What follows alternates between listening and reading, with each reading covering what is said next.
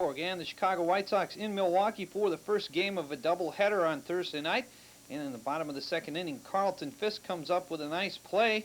Alex Fernandez on the mound making his major league debut. Billy Spires with the single into right field. Rob Deere tries to score. Sammy Sosa throws home, but Pudge Fisk blocks the plate, and they get Rob Deere. Pudge was a little shaken up on the play, but he was able to continue on in the game. So great play by Sosa and Fisk to retire Deere to end the bottom of the second as Pugsley gets in the way of Rob Deere and tags him out. So great play by Carlton Fisk. Alex Fernandez, as mentioned, making his major league debut, and he gets himself out of a jam here with the runner at first base and 2 outs. He'll strike out Dave Parker for his second strikeout of the game. So Alex Fernandez making good in his first major league appearance. In the top of the fourth inning, after Teddy Higuera had retired the first 10 batters he faced, he would give up a line drive single to Robin Ventura. So with 1 out and the next batter being Ivan Calderon, he crushes this hanging curveball into the left field seats for his 9th home run of the season, his 2nd home run in as many days. RBIs number 51 and 52 as Ventura was aboard, and it was 2-0 Chicago. Carlton Fisk made it 3-0 with his 11th home run of the season, his 326th home run as a catcher, as he is 1 shy of Johnny Bench now for the all-time record. RBI number 36, it's a solo shot. So Calderon and Fisk with back-to-back homers stake the White Sox to a 3-0 lead in the top of the 4th. In the bottom of the 5th, with 2 outs and 1 on, Gary Sheffield takes Alex Fernandez deep for his 8th home run of the season as Robin Yount was aboard. RBIs number 53 and 54. That pulled the Brew Crew to within 1 at 3-2, and that was the first home run given up by Alex Fernandez. In the bottom of the 8th inning, Milwaukee tied it up, but a great catch coming up here by Chicago center fielder Lance Johnson. As he comes out of nowhere to rob Dave Parker of a hit. Parker gets the sacrifice RBI as Robin Yount scores on the play, and that tied the score at 3 apiece. But one more look at this great catch by Lance Johnson as he races out of nowhere to grab that one. In the top of the 9th inning, Frank Thomas, making his major league debut, ends up getting the game-winning RBI. Thomas hits this ground ball to third. Sheffield throws home, but it's wide, so Surhoff goes down to first base. Calderon scores on the play. Thomas is safe, and it's his first major league RBI, and it's 4-3 Chicago. Ozzie Guillen gets a little scared by a ball being thrown in, and Bobby Thigpen came in to record his 33rd save. With 1 on and 2 out, he strikes out Paul Molitor, the pinch hitter, to end it. Alex Fernandez pitches well in his major league debut, but Barry Jones gets the win in relief. He's now 11-1. Thursday evening from Milwaukee, Game 2 of a doubleheader between Jeff Torborg's Chicago White Sox and the Milwaukee Brewers. White Sox winning the first game 4-3. Top of the first inning, Robin Ventura fouls this one off, and running over there is third baseman Gary Sheffield. Looks like he has it all the way, but no, he drops the ball over there by the photographer's booth. And one more look at it. He had it right in his glove, but it rolls in and rolls out. So that's an error on Sheffield. Moving to the top of the second inning, Rob Deere doesn't drop this one because he makes a great play. As Dan Pasqua is the batter, Jamie Navarro the pitcher, and Rob Deere running back on the ball, leaps up at the railing and makes the catch. Robs Dan Pasqua of a home run. That one's worth one more look as he leaps up and the railing and makes the catch for the first out in the inning. Bottom of the second inning now, Rob Deere and Dan Pasqua involved this time. As Pasqua is the fielder, he misses the ball hit by Deere. Dave Parker tries to come home and score on the play, but they get him hung up between third base and home. Ventura throws to Edgar Martinez, but Parker runs into Martinez, and he goes down in pain, holding his left shoulder. And we'll show you why he's holding his left shoulder, because Dave Parker stuck his left elbow right into him.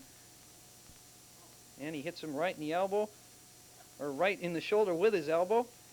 But Martinez was able to continue in the game because he would be involved in a key play here in the top of the fourth. Jamie Navarro throws some chin music to Martinez. Martinez didn't like it one bit. He would ground out to end the inning, and then as they were going off, Navarro and Martinez exchanged pleasantries in Spanish, and that brings both benches out. No punches were thrown, but plenty of pushing and shoving going on.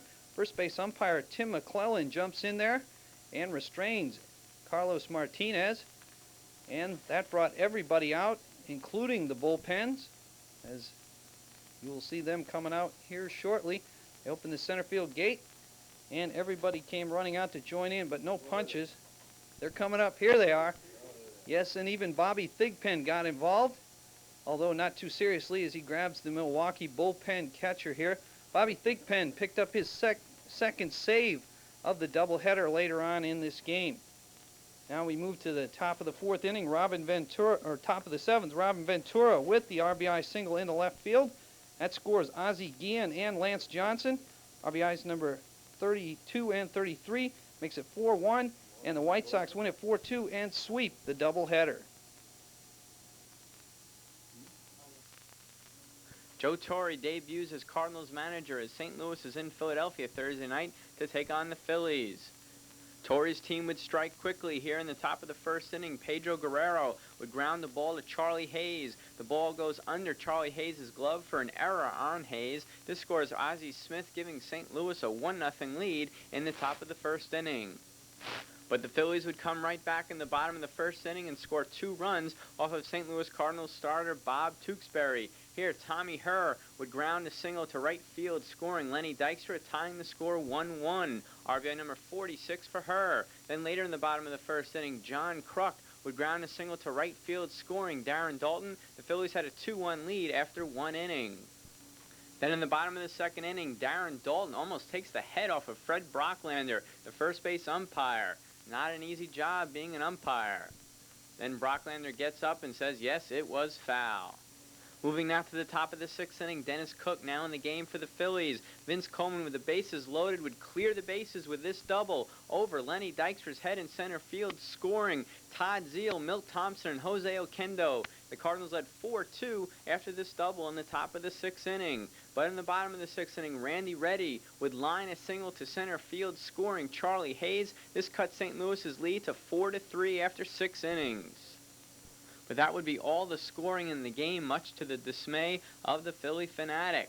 Here in the bottom of the ninth inning, Lee Smith gets Lenny Dykstra for the final out. Ozzie Smith will eventually glove it.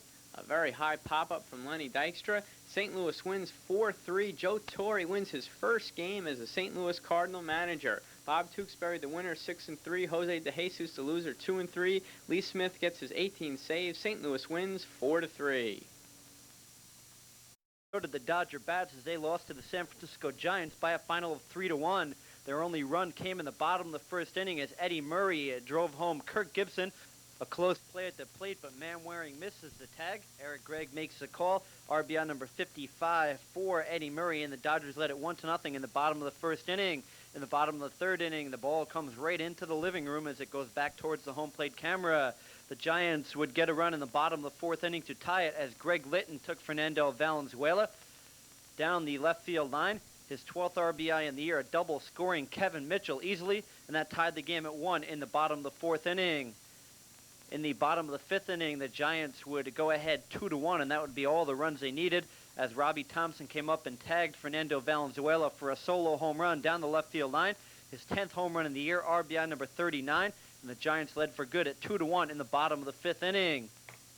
Later in the bottom of the fifth inning, the Giants looked to do more damage as Kevin Mitchell lined one down the left field line. Gary Carter is pretty hot at the bat as of late, but he's not too hot on his feet as he gets thrown out at the plate. A great throw, and Mike Scioscia does a great job of blocking home plate, and Carter is out. Still in the bottom of the fifth inning, the Giants, however, would get another run as Matt Williams picks up his 84th RBI in the year. He doubles down the left field line, scoring Kevin Mitchell easily. That made it 3-1 Giants in the bottom of the fifth inning, and that closed out the scoring. John Burkett went 8 1/3 innings, striking out 4 batters and improved his record to 10-3. There in the top of the second inning, he strikes out Kurt Gibson, who's not too happy. Will Clark last night spent some time putting sunflower seeds on his teammates' hats, but tonight he had no one to put the sunflower seeds on, so he put them on himself, and then he decides to knock them off as he is out with a leg injury, but he finds some time to kill in the dugout with the sunflower seeds. The Giants used some great defense in the top of the eighth inning to keep the score 3-1. First, Brett Butler with a great diving catch as Cal Daniels hit one to right center field, but there was Butler cutting it off in the alley to right center field. That one's worth another look. And that would be topped later in the inning, 1 out later, as Mike Kingery, who was put in the 8th inning as a defensive replacement, would show why, as Eddie Murray hit one down the right field line. But there's Kingery with a belly flop, but he comes up with the catch, taking the ball just off the top of the grass. Also worth another look as the Giants make 2 great defensive plays in the top of the 8th inning. It would be Mark Thurmond coming in to record the final 2 outs in relief of John Burkett to pick up his 3rd save on the year. He strikes out pinch hitter Mickey Hatcher to end it. The winning pitcher John Burkett is 10-3. Fernando Valenzuela falls to 8-9. The Giants move to within 4.5 games of the first place Cincinnati Reds. Thursday night in Baltimore, the Orioles defeat the Kansas City Royals by a final of 5-1. For the second straight night, the Orioles get 4 runs in the top of the 4th inning, but on Thursday night, unlike Wednesday, they win the game. In the bottom of the 1st inning, Cal Ripken drove in 3 runs with a triple to the gap in right center field. Gallagher, Milligan, and Ron Kittle scored as Ripken picked up RBIs 56, 57, and 58. The Orioles led it 3-0. It would increase that lead to 4-0 as Ripken came home on this single by Craig Worthington. This came off starter and loser Pete Filson, his 39th RBI in the year, and the Orioles led it 4-0 in the bottom of the 1st inning. Those 4 runs were more than enough for Dave Johnson as he went 5 2/3 innings, allowing only 1 run on 3 hits. Here in the top of the 2nd inning, he strikes out Gerald Perry. In the top of the 4th inning, George Brett would pick up a double as he takes a Dave Johnson pitch down the right field line. It bounces off the wall. For you statistical buffs, that's Brett's 542nd career double, tying him with Harry Heilman for 11th place on the all-time list for doubles. Brett would come around to score later in the top of the 4th inning, the Royals' only run of the game, as Danny Chartable got his 32nd RBI of the year with a single to score at George Brett. That made it 4-1 Baltimore in the top of the 4th inning. In the bottom of the 4th inning, the Orioles closed out the scoring as Bob Melvin would connect off Filson for a solo home run to left center field. That was Filson's 3rd home run of the year. It made it 5-1 Baltimore, and that would be the final score. The Royals threatened in the top of the 5th inning as they got a runner on second base, but Dave Johnson would get some defensive help.